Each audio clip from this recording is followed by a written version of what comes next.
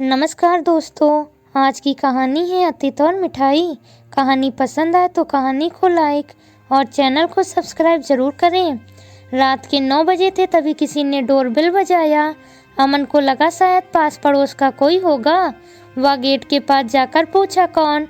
आवाज़ थी, मैं रमेश हूँ। अच्छा रमेश, मैं चाबी ला रहा हूँ गेट खोलने के लिए।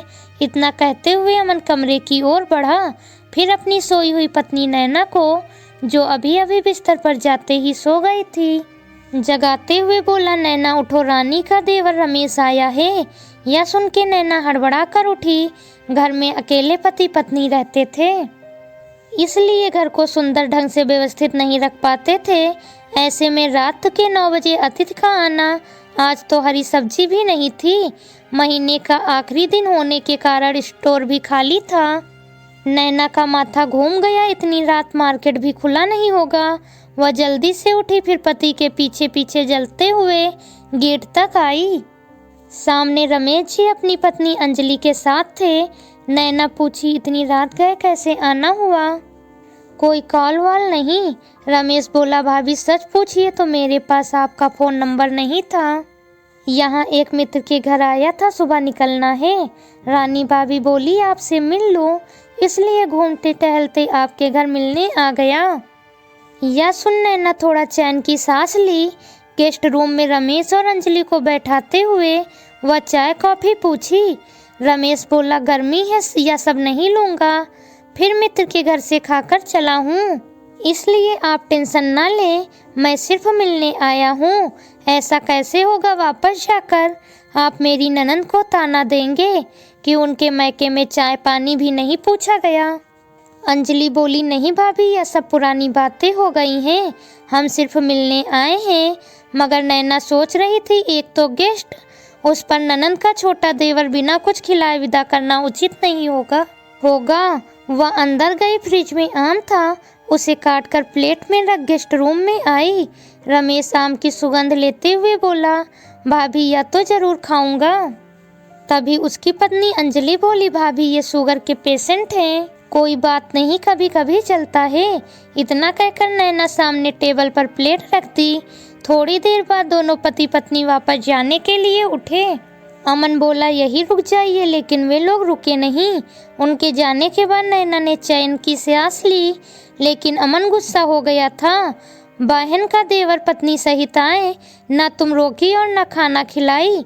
नैना बोली, जब से बच्चे बाहर रहने लगे हैं, घर में आप कुछ भी खाने पीने का सूखा सामान नहीं लाते हैं। पूरा फ्रिज खाली है, सिर्फ पानी का बोतल और हरी सब्जी के सिवा फ्रिज में कुछ भी नहीं रहता। और आज तो हरी सब्जी भी नहीं है। स्टोर में कुछ ऐसा नहीं था जिससे गेस्ट का नाश्ता कराते। या आम भी आज मैंने खरीदा तो इज्जत बची। ये बच्चे बाहर रहते हैं, मगर आप कुछ लाओ तब तो।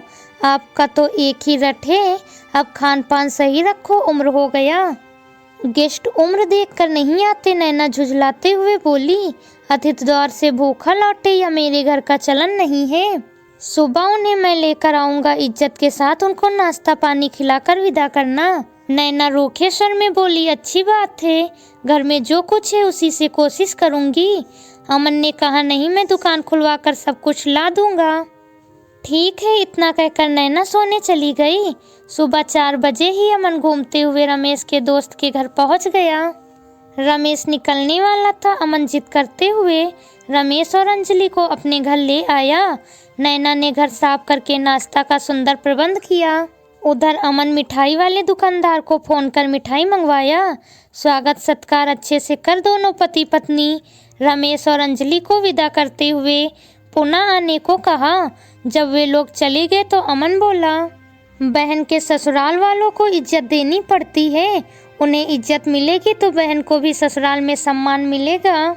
नैना ने कहा, बहुत सही कहा आपने, मगर बहन के ससुराल वालों को भी चाहिए कि वह भाई के ससुराल आए तो मिठाई लेकर आए।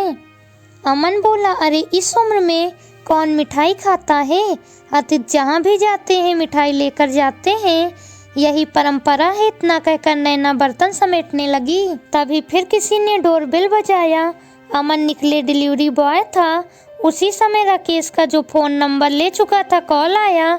नैना कॉल उठाई, उधर से रमेश कह रहा था, भाभी मिठाई भिजवाया हूँ, ले लीजिएगा। और इसकी क्या ज़रूरत थी भाभी, हम मर्द औपचारिकता भूल जाते हैं मगर औरतें इसे हमेशा याद रखती हैं। अंजलि जिद कर बैठी कि भाभी के मायके खाली हाथ नहीं जाना चाहिए। अमन बोला, समझी, औपचारिकता कुटुंबों के बीच क्या होती है।